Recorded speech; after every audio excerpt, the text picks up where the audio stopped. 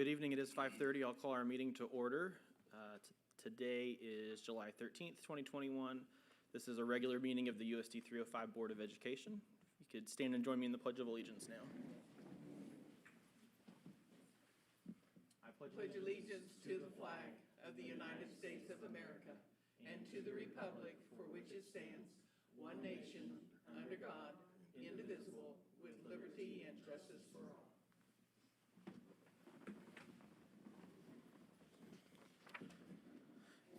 Next on our agenda is the approval of the agenda. Are there any additions or corrections tonight? The agenda is appropriate as presented. Thank you. Is there a motion to approve the agenda? Mr. President, I approve the agenda as presented. Thanks. In a second. Mark seconds. Any further discussion? All those in favor, please raise your right hand. Motion carries 7-0. On to item 4A, reorganization of the board for the 2021-2022 school year. And first up, election of board president. Is there a motion? Mr. President? Yes.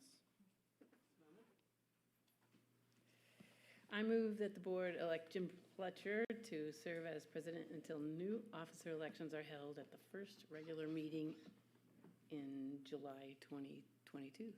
Thank you. And is there a second? Second. Dana seconds. Any further discussion or any other motions? Hearing none, all those in favor, please raise your right hand. Motion carries 7-0. Turn the meeting over to you, sir. Well, thank you, Gabe. Yes. And I'll take just a moment to thank you for your service Thank you very much. as president of the board for the last year. Thank you very much. It has been an interesting 12 months in my term as board president, but I think because of the fantastic leadership, staff, faculty, and students of USD 305, we have had, all things considered, a very good year. So thank you to everyone that has worked hard to make that happen, especially those in the room. Thank you.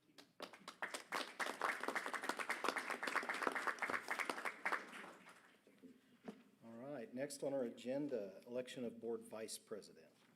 Is there a motion? Mr. President, I move the board elect Ann Zimmerman to serve as vice president until new officer elections are held at the first regular meeting in July 2022. Motion for Ann, second? Second. Second, Dana? Any discussion regarding that motion? All in favor, raise your right hand. Opposed, same, I guess 7-0. 7-0. Congratulations, Ann. And the same to you. All right. So we will move into the approval of our consent agenda, which is quite lengthy, so bear with me as we read here.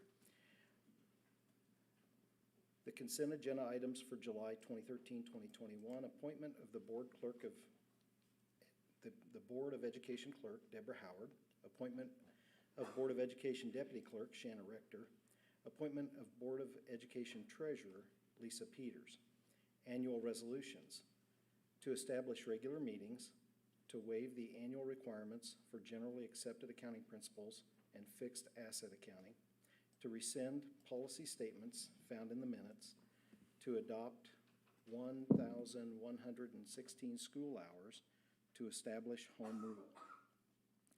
2021-2022 official depositories will be the American State Bank and Trust, Bank of Tescott, Bank 6, Bennington State Bank, Capital Federal, Central National Bank, Exchange Bank, First Bank Kansas, Solomon State Bank, Sunflower Bank, UMB Bank.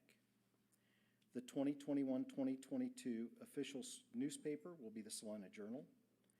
Annual appointments: Deputy Superintendent Shanna Rector, Executive Director of Educational Programs.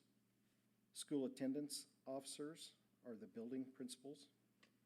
District Coordinator for ADA and Bloodborne Pathogens, Title VI EOC, Title VII Civil Rights Act of 1964, and Title IX Gender Equality, Aaron Wright, Executive Director of HR and Legal Services. District Coordinator for the Section 504, Aaron Wright, Executive Director of HR and Legal Services. Hearing Officer, Robert German, Attorney at Law. Custodian of District Records, Deborah Howard, Board Clerk. Custodian of Building Records, Building Principals. Custodian of Student Records, Aaron Wright, Executive Director of HR Legal Services. Food Service Authorized Representative, Lane Norris, Director of Food and Nutrition Services. Food Service Hearing Officer, Lisa Peters, Executive Director of Business. Food Service Determining Officials, Building Principal, and Lane Norris. Head Start Authorized Representative, Lynn Exline, Superintendent. Keepers Designated Agents, Aaron Wright, Executive Director of HR Legal Services, and Steve Dorsweiler, Manager of HR. CURMP Authorized Representative, Lisa Peters, Executive Director of Business. Custodian of Activity Funds and Gate Receipts would be the Secretary Principals. Title I Director, Shanna Rector, Executive Director of Educational Programs. Freedom of Information Officer, Jennifer Kamian, Director of Public Information. Homeless Coordinator, Tiffany Lowe, Director of Student Support Services. Asbestos Program Manager, Chris Upson, Director of Operations. Transportation Supervisor, Chris Upson, Executive Director of Operations. The minutes of the June 8th, 2021 regular meeting, minutes of the July 21st, 2021 special meeting, the personnel report, the financial reports, which include the end-of-year bills from June 1, 2021 to June 30, 2021. The May Treasurer's Report, the May Investment Report, the May Journal Entry, the June Journal Entries, approval of the June 30th, 2021 unencumbered cash balances, improve encumbrance listing to Conserve One in the amount of $300,275.25 for the Cisco networking equipment renewal, maintenance, and licensing. Approve renew neutral rate, authorizing administration to prepare the R&R calculations and notify the county clerk by July 20th that USD 305 will extend the reserve neutral rate for the applicable leveling funds. Approval of the CKCIE transitions request to apply for a grant to Project Search, Inc. for the purchase of curriculum in the amount of $10,000.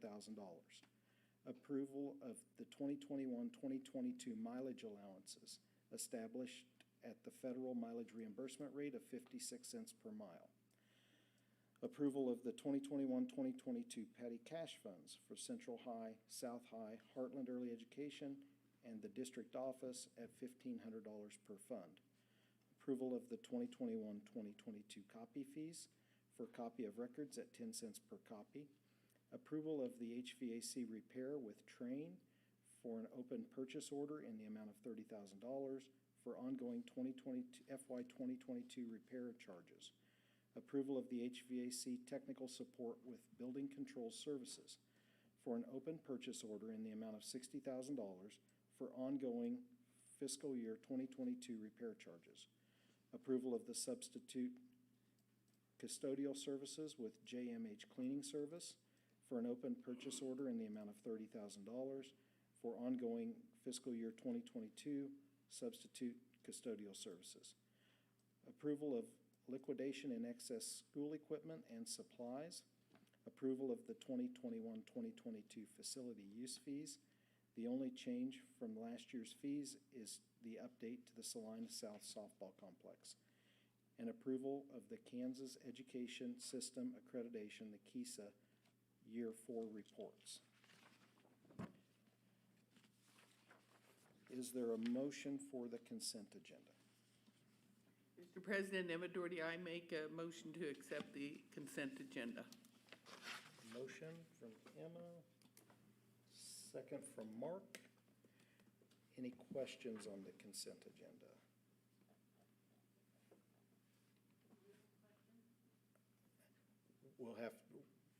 You could direct your question to one of the staff members for at this part, or present it during the public forum. Okay? Okay, so we have a motion, a second, no questions. All in favor, raise your right hand. 7-0. now we will move to the public forum. We have, it looks like, a few people who've asked to come and speak to the board. First here, I have Chad Farber. Chad, if you could come up to the podium. I do have, sir, a quick statement to read for you. So I know that you've already read the guidelines for the public forum, but I would like to read them in public so that everyone's aware. The public forum is a non-action item on the agenda. The board appreciates patrons taking time to share with us about their thoughts and concerns. The public forum is a time for comment on non-agenda items. This is not an appropriate time or place for patrons to make comments of a personal nature about any district employee or student. Persons making comments which violate the privacy rights of district employees and students will be asked to stop speaking or cease their remarks. If a patron or parent has a concern with one or more employees, the board will refer that person to the appropriate supervisor or the superintendent for review. Okay? Okay, sir. My name is Chad Farber, I live here in Celina.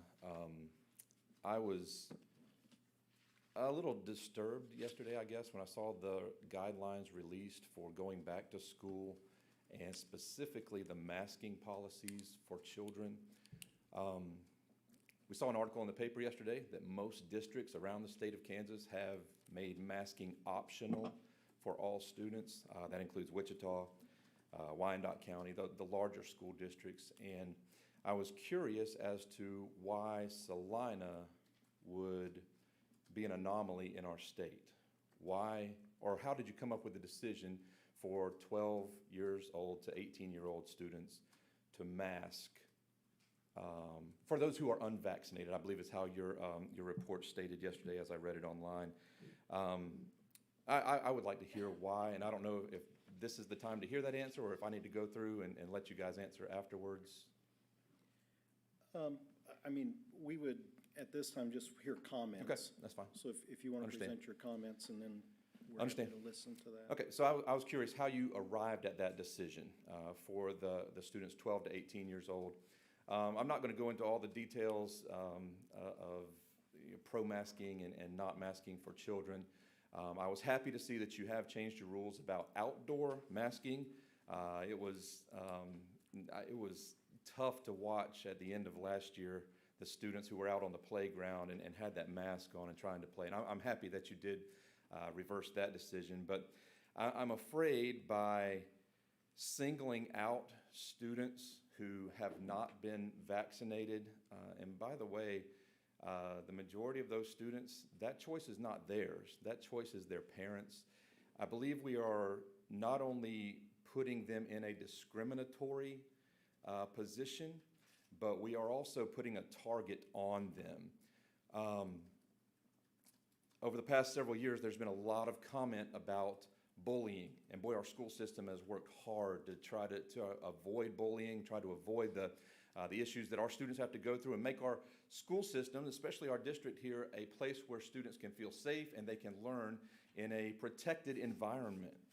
I'm afraid by singling out students because of a decision their parents made or a choice their family made, that we are putting a target on them. Our children are already ridiculed because of the color of their shoelaces or how long their hair is or what color their hair is. And if we walk around and we see a few students with masks on, automatically that puts a target on their back. That singles them out. And I would appreciate, and I know you're going to answer the question a moment ago as to how you arrived at your decision, but I would encourage you to reconsider that decision. Make masking optional for these students. And there are some who will wear masks, and I think that's fine. I think that's some parents' decisions. But there are others that I think are going to be falling under this through no choice of their own.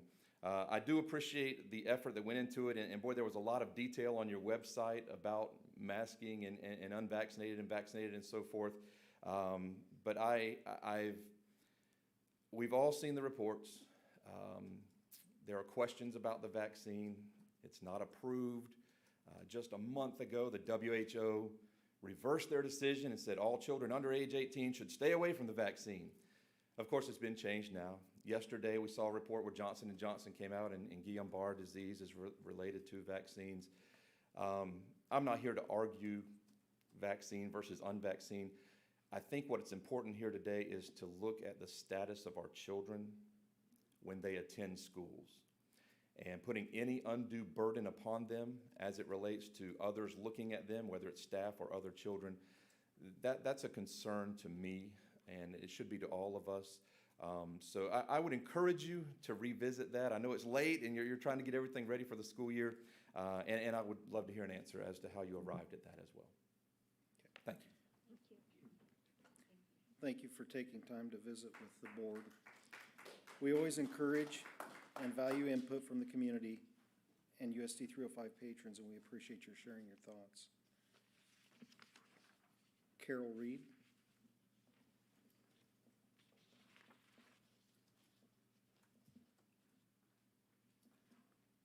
Ms. Reed, real quick, I will read the same statement that I read, just as the formality there. I know that you've already read the guidelines for the public forum, but I would just like to read them again for the public. The public forum is a non-action item on the agenda. The board appreciates patrons' time, taking time to share with us about their thoughts and concerns. The public forum is a time for comment on non-agenda items. This is not an appropriate time or place for patrons to make comments of a personal nature about district employees or staff or students. Persons making comments which violate the privacy rights of district employees and students will be asked to stop speaking and cease their remarks. If a patron or parent has a concern with one or more employees, the board will refer that person to the appropriate supervisor or superintendent for further review. Okay? If you could state your name for us. Yeah, it's Carol Reed, and I live here in Celina. Okay. First of all, as you were reading, under G and number 3, you had read the district coordinator for ADA, and as you read through that, the very last one says title 1X, and then gender equity, and you read equality. There's a big difference in those two. Okay. Is there a correction that needs to be made, or did you mean equality? Equity is how it's presented. I apologize for my Okay. reading. And would you define equity for me as opposed to equality? I'd be happy to let you make a presentation to the board right now if that's what you want to do. ma'am. I don't have the definition. I'm assuming you guys knew it if you put it in here. So I was just concerned over the difference because there's a big difference in those two words. So is it equity or is it equality? It's listed as equity. Equity. So I'll save that for another meeting. If you aren't going to define it, I will for you next time. On the second point that I wanted to make was, again, I agree with Chad on Mr. Farber on his situation with the masking. I have a grandson who was bullied to the point that last year it was never addressed with the school. They never dealt with it or never tried to stop it, and it went on for quite some time. The last thing I want to do is see him to start out this new year because of a choice like his parents will make about the masks and the vaccines. Those are their choices. And I think it's really unfair. It is another point of discrimination that I think that we have to really guard. And, as adults, the teachers, if they want to wear a mask or they feel that they're under some sort of danger, if they haven't been vaccinated, I could see them wearing a mask a lot quicker than I could see our children wearing the masks if they felt more safe as adults. We know that children still has not been proven that they carry nor that they pass the virus. So the FDA has not approved this vaccine. So we have a lot of people that have already been through the COVID-19 and they have the immunities. And so I think we're in a pretty safe place. Overall, I think Celina has not had, do we have the current numbers on hospitalizations or anything? Anyway, that may be another thing to study and see. I think we're in pretty good shape. And I sure don't want to see our children being pressed on this kind of an issue. The third situation is, anyway, I did want to say, let's go with the science because the science is still saying that it's safe for our children. And I would like to have It's my understanding that I can get a copy of the curriculum for this next year. Is that true? Can I get a copy of the curriculum that's being taught in the grade schools? I would direct you to our superintendent for that. Okay? So is that a yes or no? Yes, you can, Okay. you can meet with her, and Okay. she'd be happy to work with All that. right. on Thank that. you. Okay, thank you, ma'am.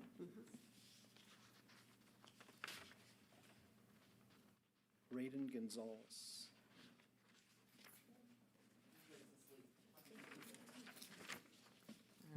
My name is Raiden Gonzalez. I lived here in Celina. I'm a former para-educator here with Celina USD 305 and a former student as well. I'm a proud former student and a proud former staff member here. And tonight I'm rising in the affirmative on keeping these protocols for COVID-19. I think it's safe to say 2020 was a difficult year for all of us.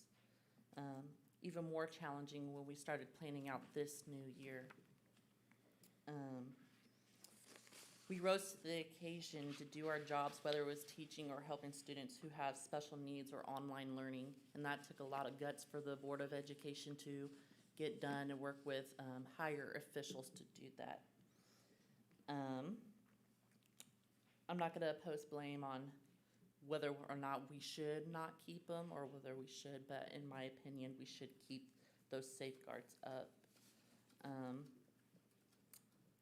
that's all I really have to say is that we should keep these masking policies in place. And I do agree with some who are not vaccinated should be wearing a mask, and those who are not, or I switched that around, excuse me. Those who are vaccinated can mask off, and those who are not continue to wear a mask. So that's all I have to say here, so. Okay, thank you, Raiden. Okay. Thank you once again for taking time to come out and visit with the board. We always encourage and value input from the community and USD 305 patrons. We appreciate you sharing your thoughts and concerns with us. The next item on our agenda is the action agenda.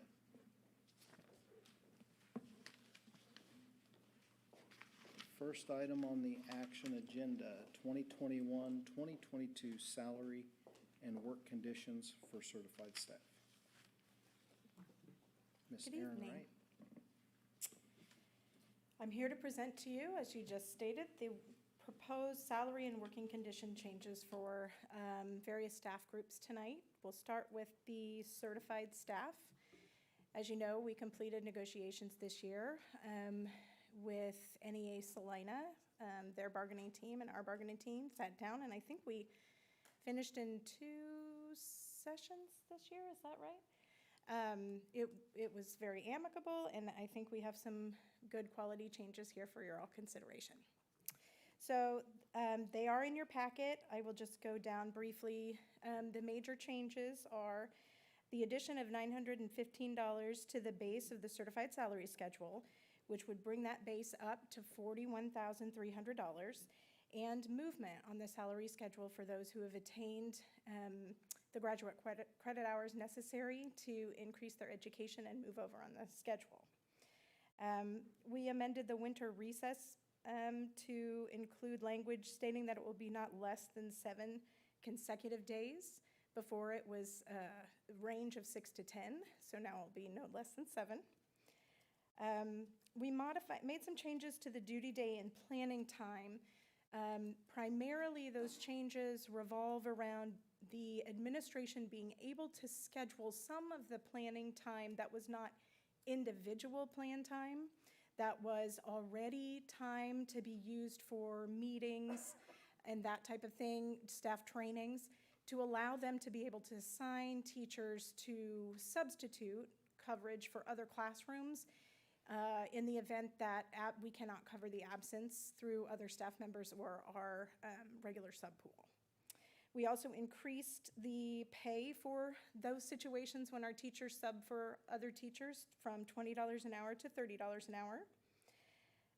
And we added compensation in the situation where for elementary teachers who take on more than a third of the students from another teacher's class due to an absence. Many times in elementary, because they are working all day with the same students, it is hard to provide coverage within the building without, with someone leaving a class behind and covering another class. So what we're doing here is asking that when a teacher is absent and the absence cannot be covered, in that event, if students are taken from one classroom and pushed into another classroom for that duration, if it's more than a third of those students, we will now compensate those teachers for taking those additional students on for the day. We also modified some of the procedures for obtaining horizontal movement on the certified salary schedule. Before, teachers were required to turn in an official transcript for that purpose. It was sort of duplicating efforts, and that coupled with the fact that the state has now changed its requirements for what it needs to provide for that reason, we wanted to streamline and make things a little more efficient and not require our teachers to have to buy 2 official transcripts. So the change there is simply that one department will verify with the official transcript, and we will utilize that verification to be able to approve their movement on the salary schedule.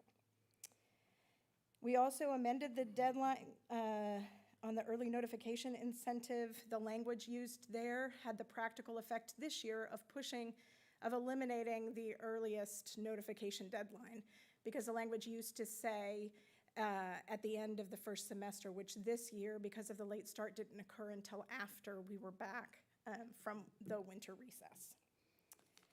We also added reopener language to the agreement, which allows us to reopen negotiations with mutual agreement of both parties.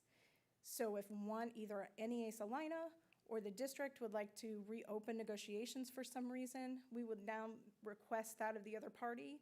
If the other party agrees, then we could reopen negotiations on a specific topic. Any questions about those changes? Yes.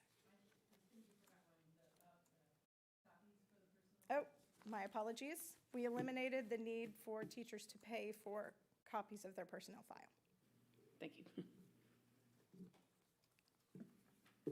So if there are no questions, we recommend that you approve these changes to the 2021-2022 negotiated agreement. Thank you, Ms. Wright. Is there a motion? Mr. President, I move we approve the changes to the 2021-2022 salary and work conditions for certified staff as presented pending NEA Celina ratification of the agreement. Amador, second. Motion and a second. Any conversation? All in favor, raise your right hand. 7-0. Thank you. Next on our action agenda, salaries and benefits for classified and professional technical. Ms. Aaron Wright. The effect of negotiations, the increase to the base pay on the salary schedule was approximately 2.27%. So we were asking for these next groups of staff that we're recommending that you also add 2.27% to the base for the classified and professional technical employees and allow for single-step movement on the salary schedule.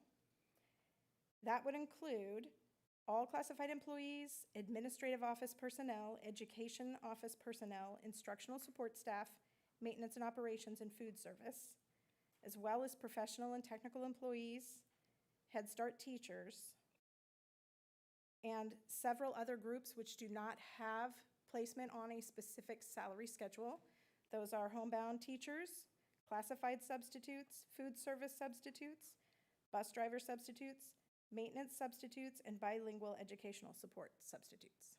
All groups were requesting be increased by 2.27%. Thank you, Ms. Wright. Any questions on those? Is there a motion? After the motion. Mr. President, I move we approve the 2021-2022 school. I move we approve the wage increases as stated and allow for single-step movement on the salary schedule for classified and professional technical employees as presented for the 2021-2022 school year. We have a motion. Is there a second? Any conversation? At this time, I will excuse myself due to a potential conflict of interest.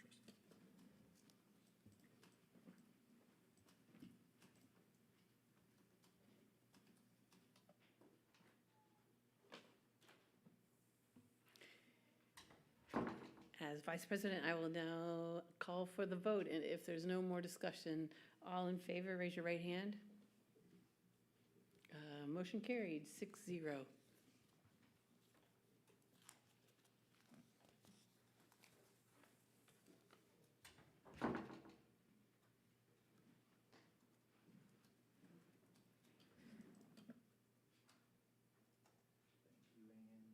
will now move to the 2021-2022 salaries and benefits for administrators. So again, we're asking for the group of administrators at the district, which includes the superintendent, that all base pay be increased by 2.27%, and that you allow for single-step movement on the salary schedule. Is there a motion? Mr. President, I move that we approve the salary changes for administrators, including the superintendent, as for the 2021-2022 school year as presented. Emma Doherty, second. Thank you, Emma. Any questions?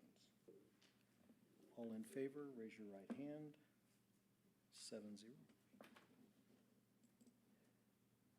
Next, we have the 2021-2022 Handbook for Retired and Certified Teachers. Mr. President, before Aaron continues, I just want to acknowledge the great work for all three of these previous motions that NEA and our district staff did. I think it's a really highlight to Celina that we're able to come to agreement so relatively easy. It's a difficult year, as discussed earlier and in Gabe's comments, and to come to agreement so nicely and cordially between the parties is a real testament. So I just want to thank everybody involved. Thank you for that. I agree. The working relationship with NEA Celina has been wonderful. The 2021-2022 Handbook for Retired and Certified Teachers. So the changes being recommended here are really made to comport with the changes that were made to the negotiated agreement. Portions of that agreement are mirrored in the retired teachers handbook. So we wanted to make those changes that were being made to the negotiated agreement match with the retired teachers agreement. So that's what you see before you. It involves the winter recess, the compensation rate for when a retired teacher would be subbing for another teacher to the same rate that's placed in the negotiated agreement. Same change to the early notification incentive deadline, and same change that they will no longer have to pay for copies of the personnel file. Very good. Is there a motion? Ann? Mr. President, I move that we approve the changes to the 2021-2022 Retired Teachers Handbook as presented. Second. Gabe seconds. Any questions? All in favor, raise your right hand, please. 7-0. Thank you very much.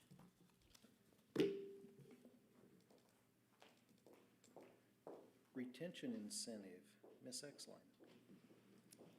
Thank you, Mr. President. I wanted to visit with you this evening and make a proposal that we implement a retention incentive using ESSER $2.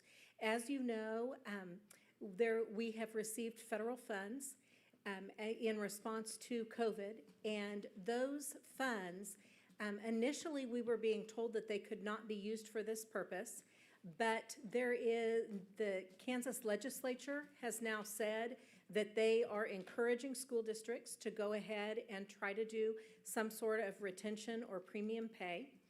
And in addition, the federal government has said that, yes, this is a permissible use of the funds. What I want you to know is that high-quality staff is critical for student learning, and we all know that. We all know the value of a really great teacher in the classroom. We all know the value of having our buildings run smoothly with our custodial staff having paraprofessionals in classrooms supporting instruction. And that, one of the things that has been a real challenge in light of COVID is retention, staff retention. It's difficult in a good year, but when we are faced with the challenges inherent in COVID and just everything that has happened over the last year, that's become even more difficult. So we are really looking at how can we provide continuity of staffing. And we know that continuity is important because relationships matter. The staff development that we do for our staff matters. That increases the quality of what students are getting, and that the knowledge of students matters. And so what we would like to recommend to you is that we look at a retention incentive that would help address when we have people leaving. So on the classified side, what tends to happen is we lose classified staff members at winter recess and at spring recess and over the summer.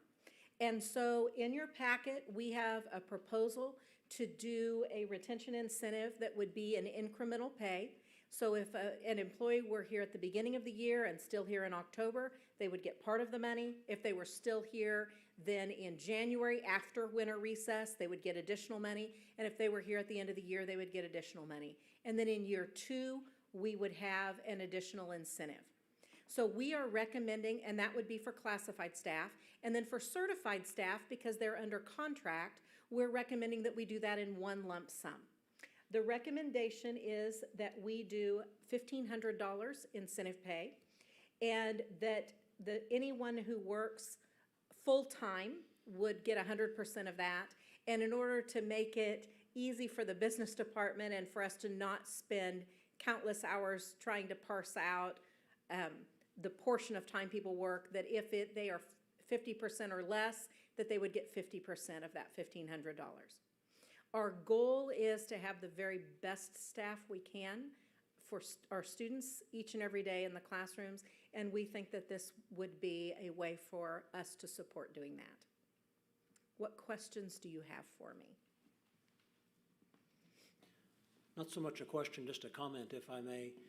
As evidenced even by our public forum comments tonight, there's differences of opinion in the community, and there always will be. All of those things, whatever the topic is, they all come back to make teaching a difficult profession.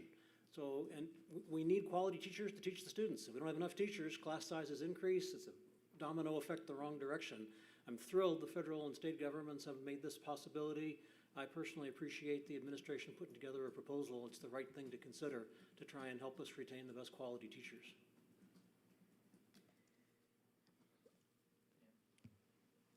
I wanted to comment that we've had some people contacting us about the need to increase paraprofessional pay to keep them from leaving our classrooms because they have fairly low pay. And this will help with that. It's not built into the year-to-year salary schedule, but it will help them have more income because this is not part of the salary schedule, right?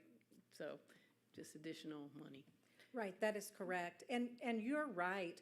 We heard during negotiations, the people that were on the negotiations team shared with me that the need for the support of our paraprofessionals in the classroom and what that does for our teachers' ability to meet student needs, that's a critical need in our classrooms. And so, yes, I think that, this is another way for us to, we've listened and we're trying to address that need that was brought to our attention. I'm excuse myself for Scott? conflict of interest. Okay, well, you can now, or you can wait if you want. We don't have a motion yet. I just want to ditto the support for the paras having them and to help support our teachers, because I too have heard many, many comments that we've got to keep the paras, and so I appreciate that incentive for them too.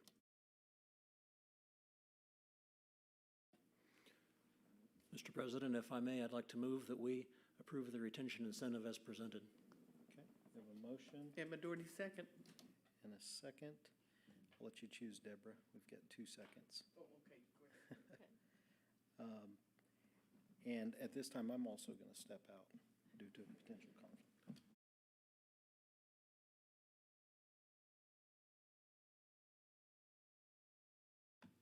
Hope not too many more of us to have to step out. So we have a motion, a second, and for the retention incentive. All in favor, raise your right hand. Motion carried 5-0. Thank you.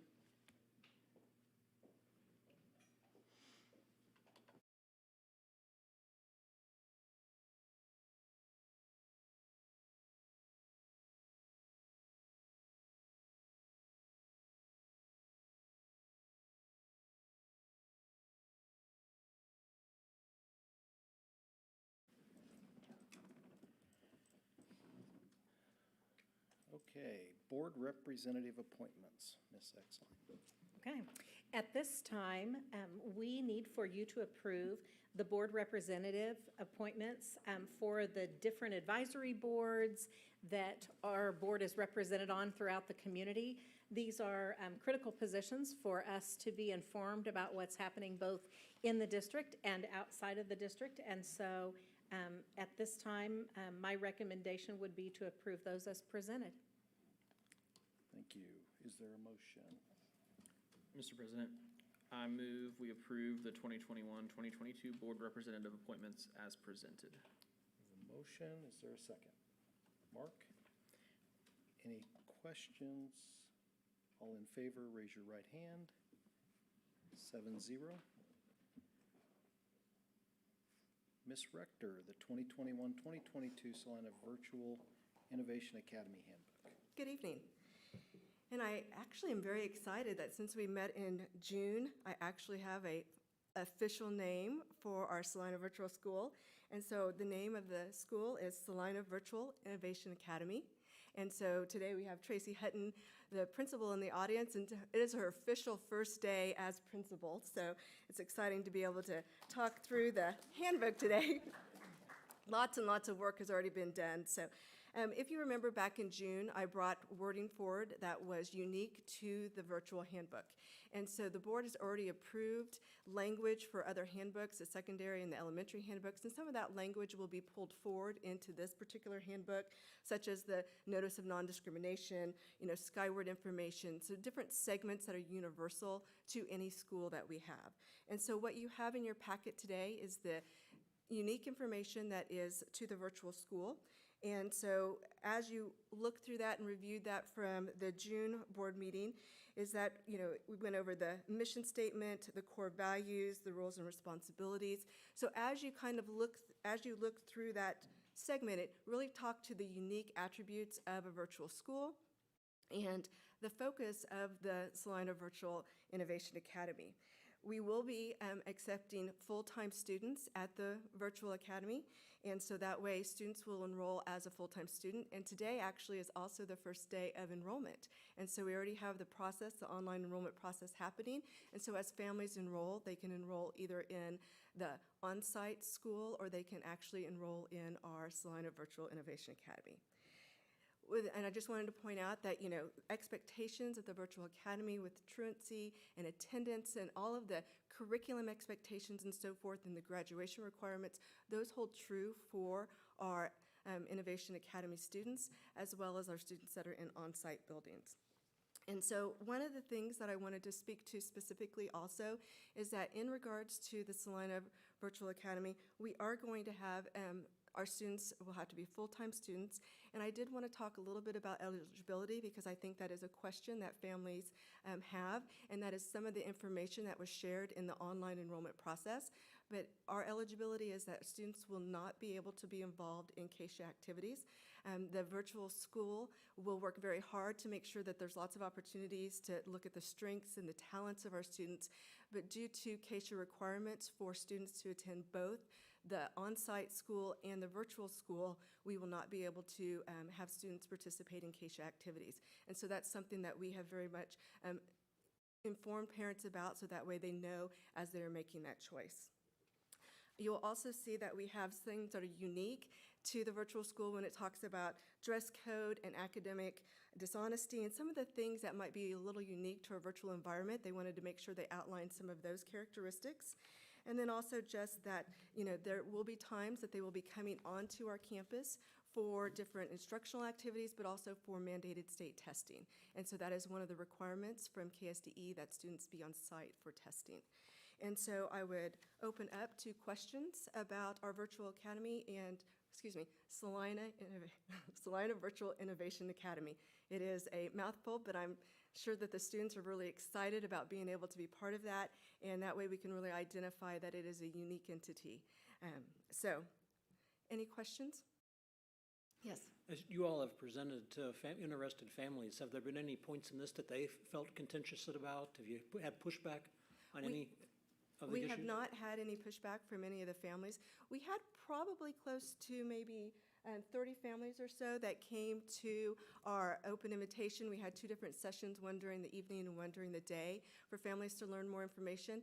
In the online enrollment process, they actually have the opportunity that maybe they're not sure if they want to choose on-site yet or the virtual school yet, and so we've actually given option for them to click and be able to leave their phone number, so that way we can call them back and provide specific information to those families. The other aspect too is that any student that signs up for virtual is going to actually be part of an orientation, and so Mrs. Hutton and her staff will be contacting those families and going over the unique attributes of the academy and making sure that they fully understand what they are going to be part of. And it's a unique opportunity, and it's an exciting opportunity, and we really are glad to be able to bring this to the families that need this kind of opportunity. Is there a minimum number of students that need to enroll in this? Well, as we kind of look at this, this is something that we are ready to just go all in. We are going to have a virtual academy for our students, and we've made that commitment. We have hired the staff, and so if you remember that we have 2 staff that are at the high school level, 2 staff that are at the middle school level, and then we have 3 elementary staff, and then we also have the principal. And so as we get enrollment and as we look at those numbers, if we find that those numbers are not quite as high as we anticipate, then we will make sure that we utilize those staff within the district and make sure that we have opportunity for them to continue their employment, but also use them to meet the needs of the students.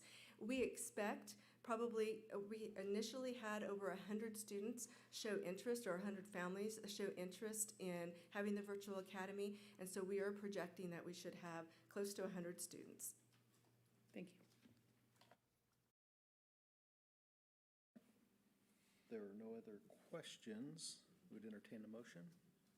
I'd like to move that we approve the 2021-22 Celina Virtual Innovation Academy Handbook as presented. We have a motion. Is there a second? Second.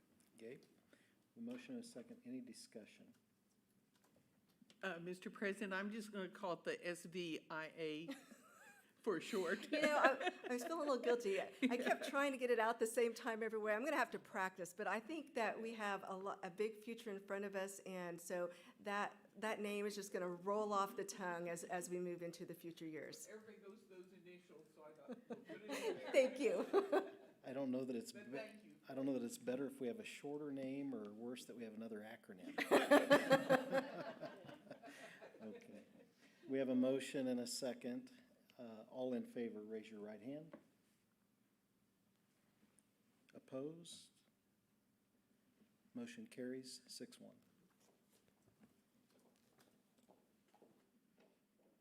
All right. Next on our agenda is the school board committee reports and upcoming dates of importance. Monday, July 26th, we have the KSDE listening tour at Lakewood, 9 to 10:30 in the morning. Friday, August 6th, the district-wide staff meeting at Central High at 7:30. Thursday, August 12th, the first day of school, which we're excited for. And then November 5th through 7th, the KSB conference in Overland Park. Mark? Earlier in the agenda, we approved our appointments to the different community organizations, and I just want to thank you all for giving me the chance to again serve on the Smoky Hill Education Services Board and the Celina Education Foundation Board. I really enjoyed the last year. I've learned a lot about both places, In the last month, Smoky Hill had its monthly board meeting, and I would say it was pretty routine this time, similar to what we've been doing. There was a lot of things about procedures and motions. I think I've mentioned before that for me, one of the really interesting things about Smoky Hill is they have the contract with the state for the Lawrence Gardner High School on the state juvenile detention campus, and just a really unique set of circumstances to bring forth that I'm pleased, headquartered here in Celina, we're able to serve and partner with in various ways. So nothing specifically unique to report about that this time, but good progress in general at Smoky Hill. For Celina Education Foundation, we had a unscheduled executive committee meeting last week. We usually only meet quarterly, but there was a new one brought on. The purpose of this was to discuss the USD 305 Live event and what many in the community will recognize as the Celina Education Foundation's annual breakfast meeting. We've decided to change the breakfast to more of an afternoon, 4 to 5 o'clock sort of event this next year, mainly because it turns out the morning event teachers can't come. So there's no perfect time, obviously, but the hope is to get more of our direct community involved with the lunchtime. 305 Live, there's been a lot in the community spoken about this. Again, a very valuable event for a number of years, made possible thanks to the generosity of Joe's Pet Project and Nathan and others that have put in so much time.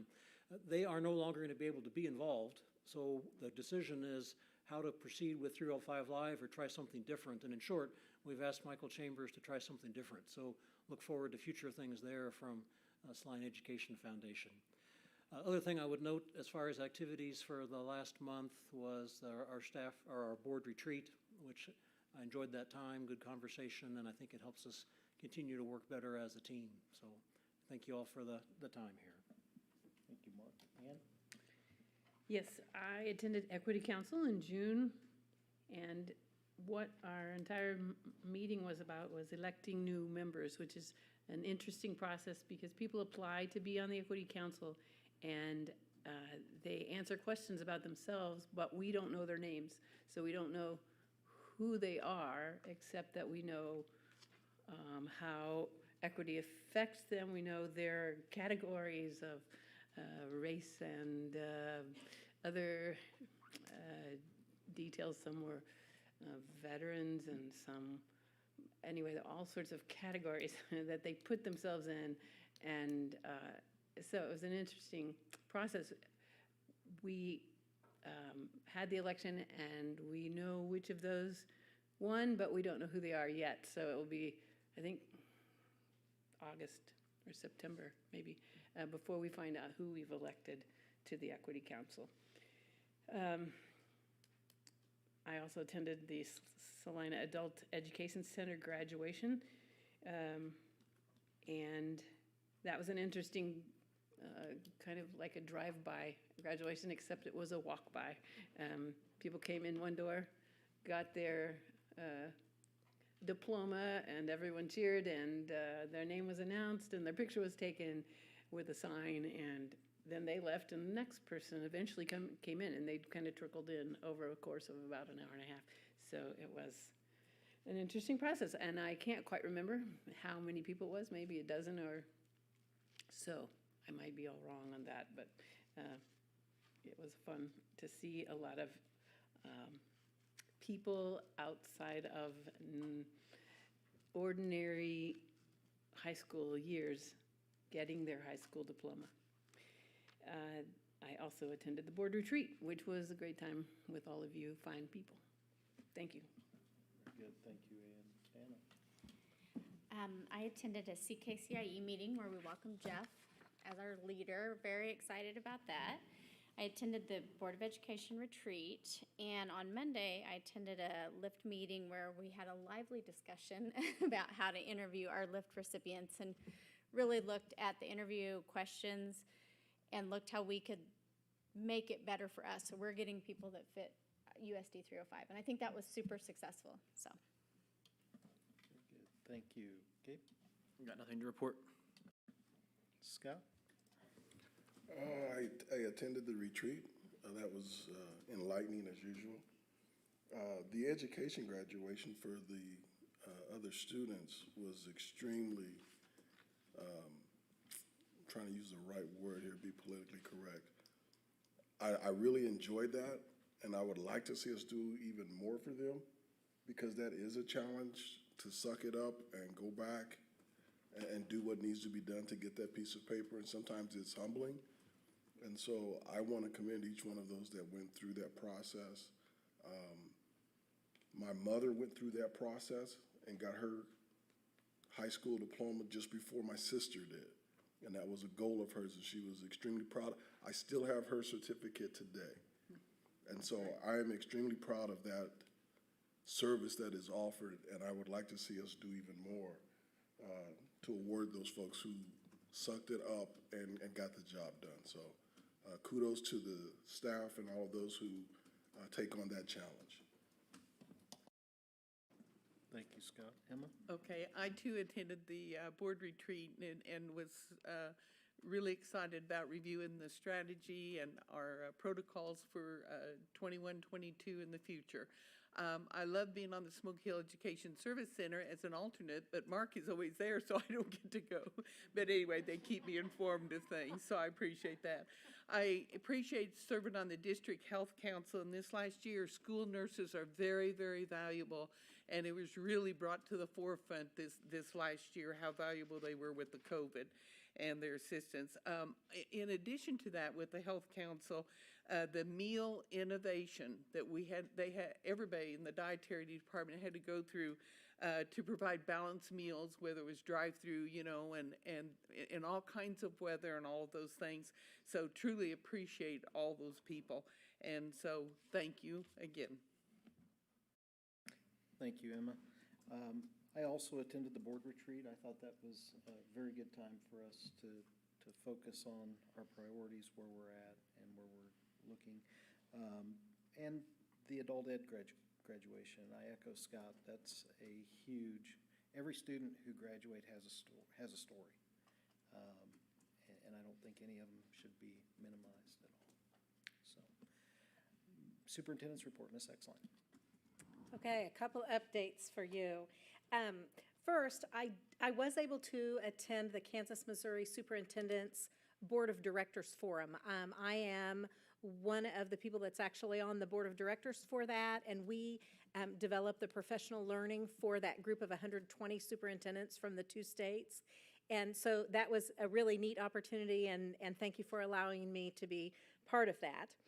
The next thing is that Lisa Peters and I did attend the KSDE Budget Workshop. We hosted that here in Celina, and that happened on June 28th. And on Monday, Lisa will have the budget ready to go, and we will go and have that reviewed at the state level. So very quick turnaround, and she has, not only has her department closed out the year, but they've also worked on the budget for next year in just very short order. So kudos to her. That the budget software was not even released until the end of the day on the 28th of June. So you can see what a short timeline that is. On Wednesday, July 7th, I was able to represent the district and attend a meet and greet with Guido Van Helton. And he is the artist who is going to be doing a mural to represent Celina and our community on the Grain Tower downtown. Fascinating to hear him talk and to be included in that. So that he has offered to come into our classrooms and talk to our students about his process.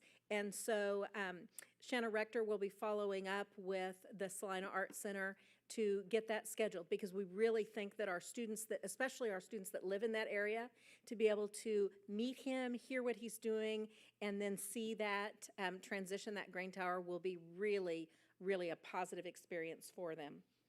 We did have our first day of administrative retreat today, and we worked on how do you create a culture of belonging. The mission statement says that we're going to create belonging for students, and so that was our focus today. Great discussion and a really positive first day back. And then just to remind you that we have new certified staff reporting on August 3rd. That's on your dates. August 6th, all staff returns, and we will have the all-district welcome. Our intention is to do that in person. And so, of course, you are invited to be there at that all-staff return. And then students come back on August 12th, and we're ready for kids to be back in school. I do want you to know that enrollment opened today, And as of 4 o'clock, we had 424 students already enrolled. So those parents are more on it than I am because my child is not enrolled. And we had 9 students that had expressed interest at this point in virtual. Let's see. I think that is all. Okay, thank you. This concludes our regular meeting. We will take a break and reconvene in the Schmidt Room for a work session at 6:40. Does that work, Deborah? 6:45. So we will adjourn this meeting from this location. Recess the meeting from this location. Thank you for everyone who has tuned in from the live stream, and have a great evening.